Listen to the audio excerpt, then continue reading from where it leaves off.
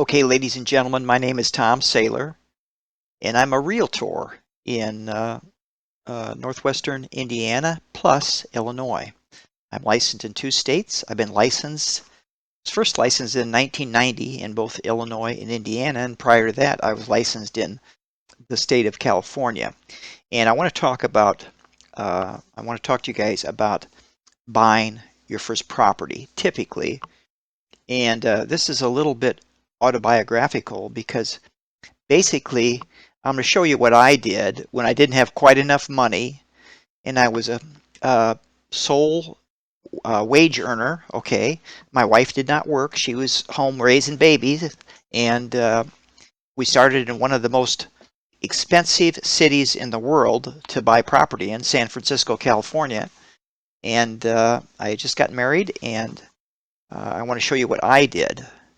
And I had a mentor that just happened on the scene, and he showed me what I needed to do. Okay, so the premise of this website is if you're paying 1,000 to 20, about 2,200 a month in rent, uh, we're going to put you into some houses or help you buy some houses that would be better than what you could. If you lived there, they'd be better than what you could rent them for. Okay, you could own the houses for or the properties for less money than you pay in rent. Okay, let's talk about this. And my deal is, uh, I've been around a long time. I, I've got a lot of experience. I come from a builder family. I grew up in the building trades. Uh, my father was a home builder uh, in northwestern Indiana, and I know just about everything in terms of homes construction. I've never wired a house, but I've done everything else: plumbing, electrical, roofing, siding, uh, flooring, foundation work, a lot of stuff. Okay, so uh, I'm not the only one that knows how to do this kind of stuff, but I have a unique skill set which will help you uh, if we're looking at properties. Okay, and you can read all this stuff if you want. You can take a look at it. Now, in 1978, I was 28 years old, and my brother, who's 3 years older than me, my brother Timmy, I was living in San Francisco, the south part of San Francisco, living in a little 500 square foot apartment in studio apartment in they call it John Muir Apartments in those days, but now it's called Lakewood Apartments. I see the same apartment, the same studio apartment now is renting for 2,200 that I was paying 500 for in 1978. So that's where rents have gone. They've gone nuts. All right, and you guys know that. And I was a salesman at a car dealership, at an import car dealership, and I'd been there about 18 months. And I have to admit that I was always, just about always, the top guy on the board as a top salesman. Okay, and I just met a very beautiful girl. I had sold her a Volkswagen Scirocco, and I put her in the car, and I sold it to her and got all the option and full pop retail and everything else. And then I asked her if maybe she'd like to go out and see a movie with me. And she said, yeah. And she was, let's see, she's 5 years younger than me. I was 28 and she was 23 at the time. The most beautiful girl I'd ever seen in my life, and sweet and nice, etc. So I was falling in love. Okay, I can't help it. So anyway, long story short, pretty soon we were together. Okay, and we were sleeping a little bit together. Not married yet, but sleeping a little bit together in John Muir Apartments, studio apartment. Are you with me? So I get a call at the dealership from my brother, Timmy. Oh boy, I remember that call. Tom, can you pick me up at the airport tomorrow? And he gave me the time. And I said, well, sure, I can pick you up. What's going on, Timmy? He says, I'm coming out to see you. and he kind of hung up on me, and I didn't know what was going on. Well, you can read the narrative here. I'm a little bit verbose, and I'm talking, but you could be reading it. He was having some problems, and he was splitting from Indiana and coming out to see me. Okay? Well, he did come out, and we put him up. I put him up in my studio apartment. I gave him the bed, and I slept on the floor. And he was a real estate guy. He was a real estate broker. I think he was a realtor too, but he was a small home builder, and he knew all about creative financing. Okay, and he was very interested and spent some time with me. Very interested in the California real estate market. Well, at this time, we had. Timmy was still out here with me. We, myself and my fiance, had moved into 2000 Grove Street to a third floor walk up apartment. It was a 2-bedroom apartment. My fiance was not pregnant yet. And her grandparents owned the building. They were still both alive at the time. And they gave us a good rent of $500, and it was a 2-bedroom apartment. It was a walk-up. It had a garage. I had a nice car then, and we finished the floors and painted it, and it came out beautifully. I think we've sanded the floors even. Oak floors, nice oak floors. Came out beautiful. It's right next to the panhandle of Golden Gate Park, and we'd go out and run in the morning, and it was all great. Well, I left Timmy over there in that studio apartment while we were doing this, and as soon as we had the floors done and repainted, Timmy moved over into one of these bedrooms here on the top floor. And then he was getting his act together, Timmy. He had some problems with his business.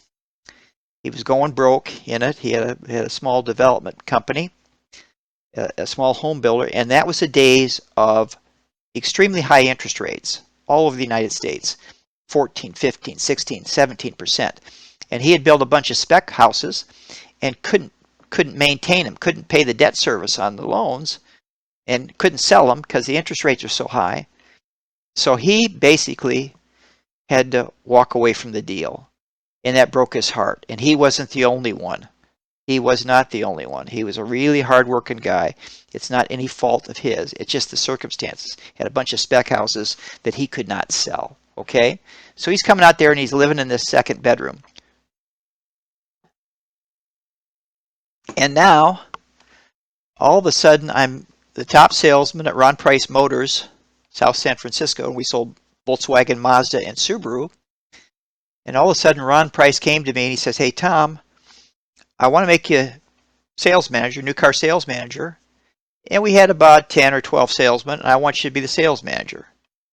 And that, he gave me a raise, and he gave me a bonus on the net profit. And I was going from making $3,500 a month in 1979 to, which is about 100, and in today's dollars, that's about 159,000, I think. So for a 29-year-old kid, I was making plenty of money. But now he's going to give me a raise, and bump me up to probably about 4,500. Well, 4,500 a month, is about, that's good money. It's over 50,000, which is like, $200,000 a year. Single wage earner making that kind of money. Very good money. Timmy says to me, "Hey, Tommy, you got to buy something, man. You're getting hit with taxes here. You're living in a little house, and you don't have any tax shelter, nothing. You got to buy something." Well, I didn't even think of buying anything because this is San Francisco. Housing is expensive in San Francisco. And so immediately my wife goes out to St. Francis Woods, and she looks at houses like this, single-family houses. When Timmy says that to her, a woman thinks, "I want to have a fancy house. You just told we weren't married yet. You just told my fiance that we could buy a house, and I want a fancy house." And she saw a bungalow-style house. I think it was either in or out, just outside of St. Francis Woods. This is the house I like. Well, it was about $250,000. And Timmy says, you can't qualify for that, okay? You can't qualify. You don't make enough money. You need to be buying something that's about 2.5 times your gross income, gross yearly income. So we had to look at something else. He told me you got to buy units to increase your income. Now remember, I was the only wage earner at the time. Nobody else, just me in San Francisco trying to buy something, okay? And we were living at 2000 Grove Street, which, you know, was a nice little apartment. Maybe it's, I don't know, 800 square feet. And there just wasn't any way that we could comprehend that we could buy something. Timmy says, you can buy something, but you need more income. How do you get more income? Buy some units. Well, San Francisco is a rent control city. So he looked at the law and he says, hey, 2 to 4 units, you can exempt them from rent control if you own or occupy them. Get where I'm going with this? So that's what the plan was, okay? So there's a big stumbling block that you guys can identify with. When you get ready to buy something, it's very painful. In 1979, you know, I've been a sport bike rider, and I like kind of exotic sport bikes and high performance motorcycles. And it was a big, you know, it works so much, 70, 80 hours a week. Sometimes I like to go out in the Bay Area and into the mountains and into the Sierras and all over the place. California is a heaven for riding sport bikes, and I had a bunch of them. But I had a Moto Guzzi Le Mans that only vehicle. Well, it's one of the few vehicles I paid cash for it and bought it brand new, and I was just it was very kind of a rare bike, and didn't want to sell it, but I had to raise 20 grand to buy our first income units. I had a blue BMW that was really a diamond that we took it in for trade, and what we call curb the deal. So I bought it from the dealer at wholesale, and it was a wonderful car. I was a driver for my wife because I had a new car to drive as a demonstrator, and we had to sell them both. Actually sold 2 motorcycles in the car to raise $20,000 to buy this house in 1979. 1100 to 1102 Shotwell. And we lived in the top floor up here. And I guess it was each flat was about 1,200 square feet. And I'm going to tell you about all the mistakes I made buying stuff. So you know, I made money in every single building. When I say my wife, my ex-wife now, she didn't really critique what I was doing. She didn't really, I just did it. I says, honey, we're going to buy this, we're going to buy that. And she just went along with it because, you know, she knows buying property is good. Her family has property. And so she was okay with it. She understood that property goes up in value. And she understood that this wasn't going to be our first property. She wanted a single family house. She probably did, but it's okay. Buying units is okay. It's the Mission District. It's kind of not a rough area. It's halfway safe, but it's in those days, and it's still pretty much the same. The Mission District is mostly, oh boy, I can't. Mission District is, you can't even describe, as a real estate broker, you can't even describe who lives in the district, but it's mostly people that speak Spanish, okay? Many, all right? I'll say it like that. They're good people, they're good family people, but every few days or every 10 days I have to come out here on the side of the wall and repaint the wall. Why? You get graffiti, gang graffiti. Maybe twice a month I have to repaint this. I bought this color, the same color. Property's the same color right now. This is from Google Earth. Have to repaint this wall because they have all the gang slogans on it. Maybe it's better now, I don't know. We had 2 gals living in the bottom, paying about $500 a month, and the upstairs was totally gutted. Okay, and I thought, well, I'm in the construction trades. It had 10-foot ceilings. It had an attic up here, so we had this whole area that's gutted. I'm working 70, 80 hours a week. No problem, honey. I can do this. No problem. I can hang the drywall with your help. So I built scaffolding in it and got all the drywood. It was a little tough bringing the 4x8 sheets of drywall up the stairs here, and rebuilt the fireplace with new brick and put a marble top in the fireplace, and really did kind of a nice job. But it took 2 years to do. It was too big of a project. We shouldn't have bought it because it was too big of a project, and that slowed us down. So we did not really, in my view, make a home run deal on it. Mostly because, yeah, I guess we made about, well, let's say 25 and 30, we made about 50,000 in 4 years on it. That's now in the early 1980s, so it's a long time ago, people. When I talk these numbers, they don't sound big numbers, but it's big numbers, big numbers in those days, big numbers. So we didn't make that much money on it. I got bogged down in it, and my ex-wife did help me. She worked on it. Her father, my father-in-law, we were married by then, helped me work on it and hang some drywall. And we redid the kitchen, retiled, and redid the bathroom, and we didn't have to do much in the bottom.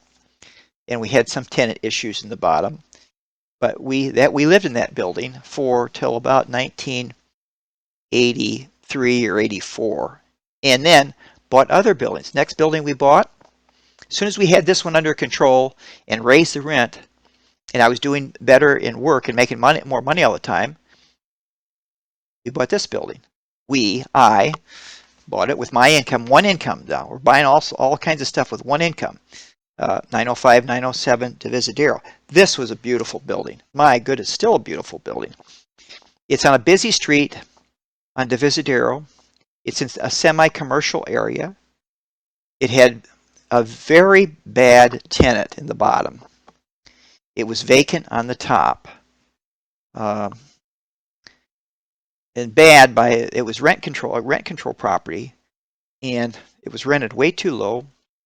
And it was a problem tenant that I don't even want to describe the type of tenants it had, but they were argumentative. They needed a lot of maintenance. They were very unhappy individuals. They were not content, even though they spent very little on rent. And the apartments these are flats now. Flats are probably 1,500 square feet, big building. They weren't contented, and because we didn't live in the building, we rented the top unit to a couple sensitive fellows who were great tenants until these sensitive fellows had a little spat and they split, and they had repainted the top. It had beautiful ornate trim and rosettes in the ceiling. I mean, it was just beautiful. They had aesthetically done a beautiful paint job throughout. Very detail stuff. Detail. Beautiful. So I'm going to get a lot of rent for this. And so it was vacant, and a guy calls me and he says, I want to rent that top, and I'll pay you 5 months rent in advance. Okay, I can't remember what he gave me. I think a lot of money. And I'm going to pay in cash. Well, it was vacant for a while. I needed the money because I have debt service to pay on it. So I took his money. You guys know the stories probably by now. He's a dope dealer, okay? So he was in there about 4 months, and he hired some idiots to whitewash all this beautiful. It was like architectural digest in the top, just beautiful. He whitewashed with a spray gun, I guess, the entire top, some off-white, got paint all over the carpet throughout, and he's gone now. He's in jail now. So, my fault? I should have vetted the tenant. I should have had it in the. I had never thought that somebody would take this beautiful interior and not like it, and spray it with off-white, the entire place. And not only that, not ruin, we got it out with a lot of steam clean, but that's a mistake I made. I was working too fast, and I didn't make enough money on that. Made some money on it because it's such a nice building. I had the front painted, the front facade painted, but it was an iffy building. But you know, when you make this kind of gain in 5 years, 170 to 255, that ain't bad, okay? And after I got the tenant, the lower tenant, finally we got him out, and then we rented to a better tenant upstairs, 2 women. They were good tenants. They weren't complainers. They paid the rent on time, and we sold it with a better mix of tenants, both top and bottom, okay? And we got out of it all right. The next building I bought, when I say they were all titled in my ex-wife and myself, was this 3-unit building. This one was a problem. This was filled with college students. And my mistake on this was buying it and not vetting the rental agreements, okay? The tenants really controlled this because what they were doing, they were subletting. They had mattresses all over the floors, and people were in and out of that place. I never knew who the tenants were. I was getting paid by mail, and it was almost cash flowing. I bought all these buildings had tenant problems, every single one of them, and they needed a certain amount of social work, every single one of them, to make things work. And in this narrative, I just talk about the issues with the tenant, and I just remember how tenants just drove me nuts. You know, the kid calls me, he's a kid that has this no bozos sticker on the door, a big sticker. You know, it's about this big on the door. It says no bozos. The place was filled with bozos, in my view. A beautiful Edwardian building on Fell Street. No garage, but it was filled with young idiots, middle-class kids who had no concept, couldn't do anything. Oh, I smell a mouse. I think a mouse is inside the wall. Well, I'm not going to tear out the wall for you. You're going to have to deal with her. Why don't you move out? Oh, there's a faucet dripping. You know, stuff like that. And I just didn't have time to go over there. I hired a guy a few times to do little fixes for these kids, but it was an impossible thing because the tenant, I bought the building subject to the tenants. I should have vetted it properly. I didn't even know who the tenants were. There were so many kids living there. So we made some money on it. We made, I think, close to $40,000 on it. But it was a tough one. We made money so far on every single building. We made money on all the buildings, every single one of them. This was a home run deal. This is another thing that had horrible tenants in the bottom. Horrible. They sued me as soon as I wanted to raise the rent. They sued me for all kinds of habitability complaints. I think she was paying $600 for this 2,200 square foot flat, the bottom flat. It had marble floors. It's just beautiful, just gorgeous. The building now is on the market, I think, for both flats for $5 million. You said, "Hey Tom, you should have stayed in San Francisco." I didn't want to stay in San Francisco. By then we had 3 little kids, but we bought the building for $275. The owner had left the state. He moved to Idaho. Okay. He carried a note on it. I assumed a note on it, put some money down. I think I put 10% down cash, and we took the building. But now I banged the rent up from about $600 in the bottom to, she ended up at about $1,300. Okay, just a few years later. Well, what did she do? Now she's subletting the bottom, and I should have watched for that. But she has a rental agreement now. Okay, there was no proviso in her rental agreement that she couldn't sublet. So what she did is she got a bunch of roommates in there. So now instead of 2 people, her and her daughter, there's like 5 people living in that big place, and they're all paying the rent.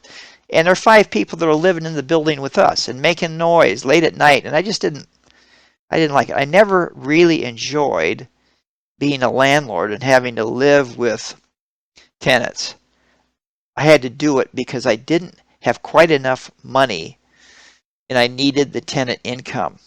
Now, my situation is probably going to be different than yours, but if you don't quite qualify for a single family house, we're going to put you in some units, and you're going to be a landlord for a while. I'm just telling you, if that's the only way we can get you approved to buy anything, leverage is what you got to get, and you get it from having tenants. I'll tell you that right now. I didn't enjoy being a landlord because I was too busy to deal with idiots, okay? But sometimes you have to deal with idiots. You got to do some social work, you know, because you need the tenant income, okay, to qualify to buy a lot of real estate. And as soon as the buildings, after a few years, you're banging up the rents, they're starting to break even, okay? And that's good. You know, the beauty of Illinois and Indiana, you don't have rent control, you know. The Chicago area and Northwest Indiana, where I'm licensed to help you, is just about the same opportunity-wise as it was in the San Francisco Bay Area in the early 1980s. I can see it. So I know I can help you. If you just buy and hold and flip, you know, and do it for, do a few of them within a 10-year span, you can really make some serious equity. And look, I had a good job, I'll admit that, but I started living in a studio apartment. Okay, we had 3 little kids. We lived in the top of this building, and it's a huge. I think the top is a little bigger than the bottom because we have a porch on the back. I think it's about 2,600 square feet. One of the biggest buildings around the Alamo Square area, flats. It also had an in-law unit down here underneath, which this tenant here complained about it, and the building inspectors in San Francisco told me I had to take it out. So now that's a garage now, which is good. But we sold that building for $550, and we only owned it for we bought it in about 1984, I guess, 1983. Okay, and we sold it in 1989 for $550. Okay, well, we sold all the buildings in 1989 because we got involved with the San Francisco earthquake in 1989, and it hit the building and it shook us so bad, wife and I and the little kids, that I was afraid it was going to collapse on us. And a lot of people were killed in that earthquake. A lot. Well, by then I had gotten out of the card business. The buildings now were beginning to carry themselves. Okay, and I refinanced this building and got a good low interest rate loan on it. I remember I had a good Russian loan broker, and he got us a very good loan on it. So now we had positive cash flow, and the other buildings were breaking even, had positive cash flow. So now, and I was doing pretty well in the car business, but I decided I wanted to break. I wanted to do something different. So what did I do? I got my real estate broker's license, and in 1986 or 1987. I think I started as an agent, and I got my broker's license in 1987, I guess, and formed Saylor Properties and put my office right up here in the front of this building. And I started to get agents, and pretty soon I had a whole bunch of agents. And then I had an agent that was a pilot. I hired a guy named Al Stoll, who was a pilot. Well, my father was a pilot. He had airplanes. My father was a fairly successful, well, not fairly, very successful entrepreneur. He didn't help me very much, and we didn't get along very good. I was the black sheep of the family, I'll admit that. But I wanted to make it on my own. When I left out of college in Indiana, I went to ISU in Terre Haute, and I said, I'm leaving this. And I had a roommate that lived in San Mateo, California. In my freshman year, he says, "Hey, Tom, don't go home. I want to show you the Bay Area." My father was a booker of music acts, and I wanted to show you this place. I can't remember the name of his big concert hall where they had rock music, and I played the guitar in those days, and I fancied myself as, you know, maybe I'll leave college and go become a folk singer. If Bob Dylan can do it, you know, I can do it. But that's just a fantasy when you're in your 20s, you know. And So anyway, I went out to San Francisco. I said, I'm not going to stay in Indiana. As soon as I get out of college, I'm going to move to San Francisco because I just loved it. I love the international vibe of it. It's just in the in the in the early 70s, San Francisco is just after the summer of love.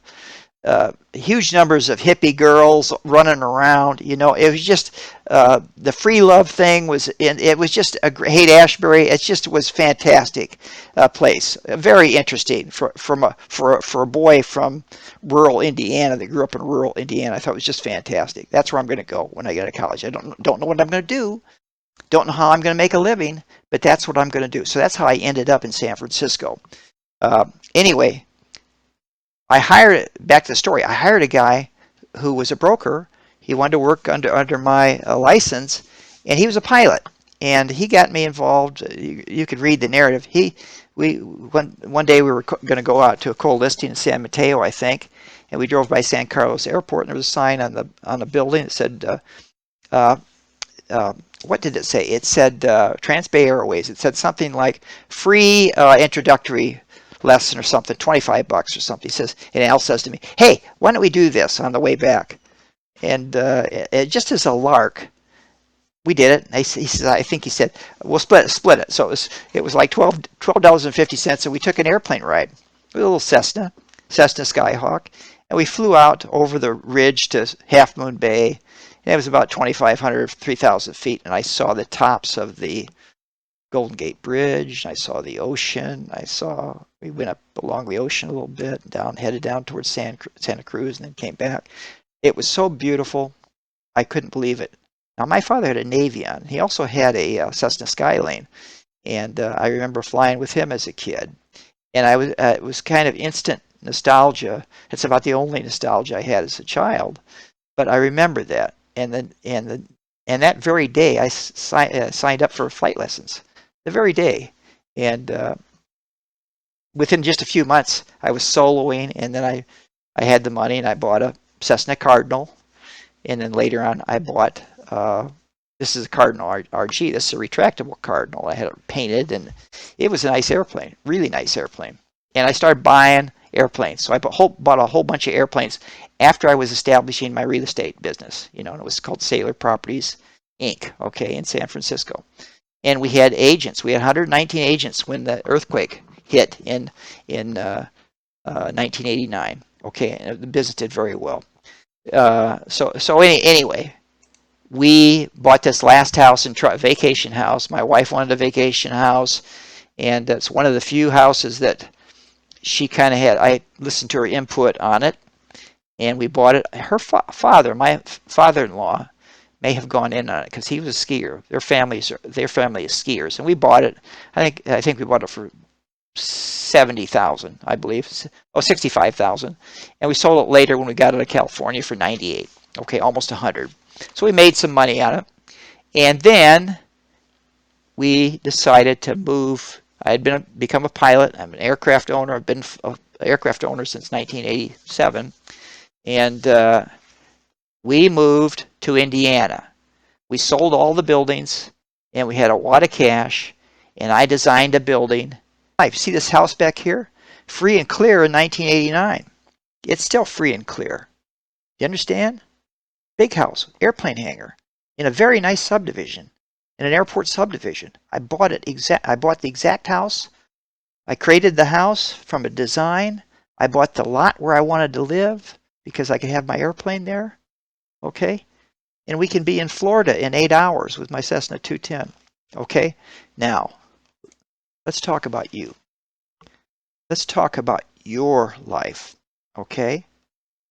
I want to help you. Yes, I'm a mercenary, but I'm a believer in the value of owning property and how you will gain equity if you begin buying it.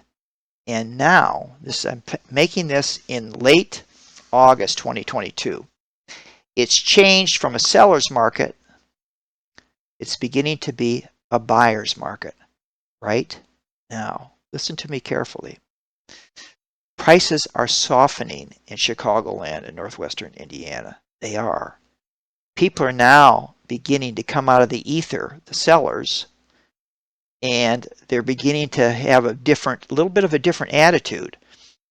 Yeah, interest rates are a little higher than they were, but it doesn't make any difference. When I bought, interest rates were, 14, 15, 16%. We still made deals. Now they're crazy low. They're still low. They're in the fives, okay? They might go up. They might go up to 6. Doesn't matter. They go up a little bit, the price comes down. That's the reality of it. We can find you a house. I've got some tools to help you get into some property. It'll either be a single family house or it will be some units, okay? And why would you need to buy units? For leverage. You need more income. Either way, if you have a credit score in the high 500s and higher, and you have a verifiable income, we can get you into probably some type of house, okay? Or income properties, all right? Now, why do I know this? Because I did it, and I wasn't even qualified to buy stuff. It's the same thing here. Now, I have got probably, no, she doesn't work for me. Jeanette Martinez does not work for me. She's a loan broker, all right? She's like 20 years experienced. She has a decency, a humanity. She wants you to buy property as much as I want to have you buy property. Yeah, I'll make a commission. So will she. So will she. That's the way loan brokers work. And why will she make a commission? Because it gives her the incentive to get you pre-approved. You see what I'm talking about? You got to be pre-approved to work with a realtor. Because no, you can't even make an offer. Well, you can make an offer, it just won't get accepted. You can't get your offer accepted unless you're pre-approved because the sellers won't take you seriously. You think they're going to take their property off the market because you say, hey, I want to buy your house. No, they're not. You got to be pre-approved. And any professional realtor won't even work with you, won't show you property unless you have a pre-approval statement. Okay? She will get that to you. She will explore what it takes to get you pre-approved. And my goodness, she's smart. She speaks fluent Spanish, Espanol, and English. Doesn't matter. She may speak something else, but that's her main languages. Okay, and I have plenty of Hispanic clients that speak Spanish. Okay, you talk to her. Not only that, she doesn't collect any money. She doesn't collect any fees. You can get pre-approved for free and in just a few days. She doesn't play around. And if you can't qualify immediately to get pre-approved, she's going to tell you what you need to do to get pre-approved. Do you understand how valuable that is? Her name is Jeanette Martinez. Call her. Do you have to use her to work with me? No, you do not. But I know this woman. If anybody can get you pre-approved, it is this woman. 773-398-1823. Jeanette Martinez. Wonderful, smart, streetwise woman. She knows every program. 203K loans. All kinds of FHA loans, low down payment loans. Whatever your situation needs, you need to talk to this woman, Jeanette Martinez. She's terrific. Okay? If you can get done in any manner, she is the one to talk to. And she will explore all your options. She won't give you just one option like you walk into Chase. Well, here's what we're offering. Or maybe it's 1 or 2 loans. And the guy doesn't, he just works on salary. He doesn't really care if you get the loan or not because he's going to be there every day at the bank. No. This woman only gets paid, well, she probably has a base, but she only gets paid if I sell you a house and you can fund the loans. She's the process. She starts the process. We get you pre-approved to buy something. Okay? And I'm going to work with you because I have a very efficient system of helping you find your perfect property. I've made it very efficient that you can get pre-approved. And my goodness, you need this, and you'll fax me the statement or send it to me on our website. I just happened to see this yesterday or 2 days ago. You guys know what's happening. Rents are going crazy now. We got to get you into some property you could own, okay? We have to. Because if you don't get into it pretty soon and you keep letting the years go by, it will never happen. And if you have children, my goodness, they won't have any. You won't be able to leave them anything if you don't have any property. Yeah, maybe you have some stocks. Maybe you do, but it's unlikely if you're renting. You'll have much of an estate to leave anybody. I'm just telling you the truth, people. I have a website. It talks about the ins and outs of what you have to do, the lifestyle changes you need to make to get pre-approved, okay? And it's no fluff. It's no pie in the sky type of deal. You have to make some life changes that will be difficult. They'll be a little bit difficult to buy your first property. Does that mean you can't do it? No, it does not. No, it does not, people. Have faith in yourself. Be able to make a decision. Your first house that you buy will not be your last house or your last property. No, no, no, it will not. It won't. It will not. The website talks about all kinds of things.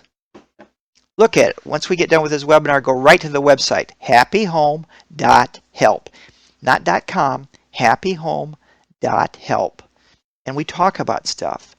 We talk about why some of you guys are buried in big debts. You're buried in debt. You got to get out of debt. You got to get rid of this big debt. You can drive a beater. Yeah. Just call it reverse snobbery to somebody that teases you.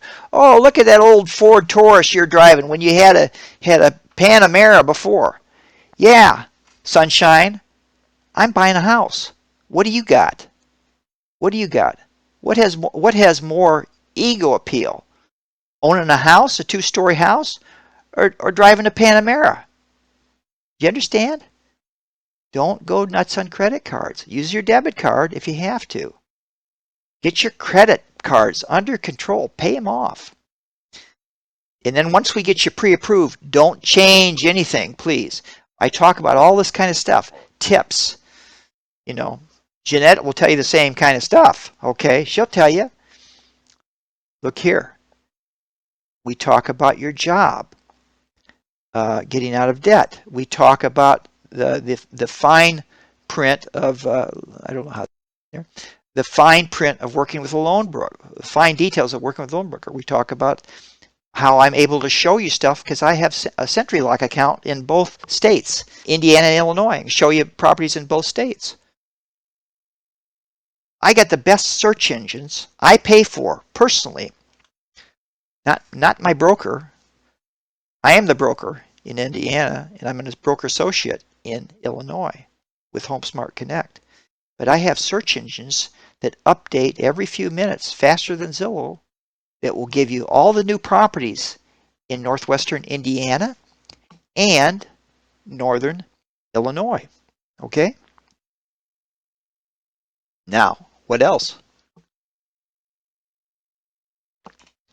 Before we go out and make any offer, we're going to analyze it.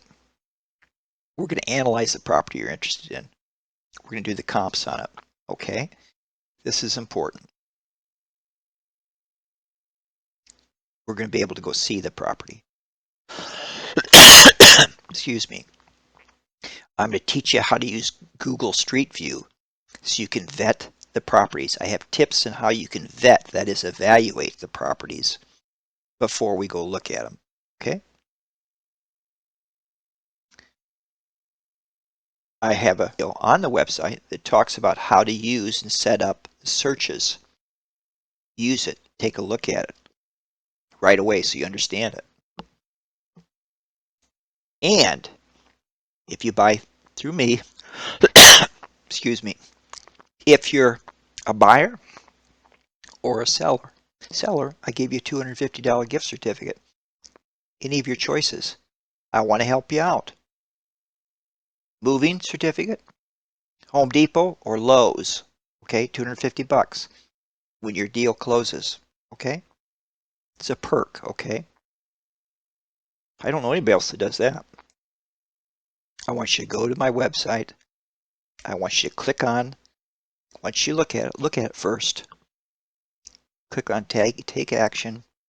Okay, and fill out the form. Okay, and then we'll go to the next step. All right, that'll give me the information and Jeanette the information that we need to get you into the process. And within a few weeks from right now, you'll go from being a renter to a property owner. All right, we just got to get you pre-approved. Okay, all right, that's it for tonight. I hope to hear from you, because we're going to do it if you work with me. All right, my name is Tom Saylor. Thomas Saylor, Saylor, licensed in Illinois and Indiana. All right? Okay, good night.